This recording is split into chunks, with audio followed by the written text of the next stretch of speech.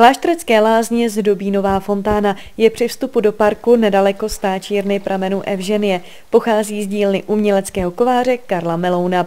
To z Antikora je to hrající fontána, protože ten materiál je tak našponovaný, že zkrátka hraje, když je klid a nesmí jet vlak kolem. Má 8 mističek a každá je jinak našponovaná, takže to má vlastně 8 tón.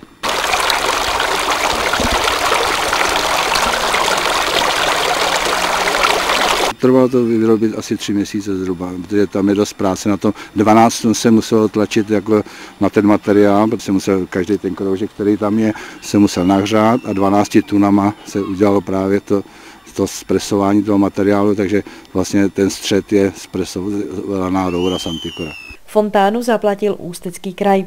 Umělecký kovář Karel Meloun se nezapomenutelně zapsal do dějin Klášterce nad Ohří řadou děl. Návštěvníci lázeňského parku můžou například obdivovat jeho kryty na prameny, poctu Keltům na Agaře a sochu nazvanou Klášterecká moudrá, ze které tryská voda.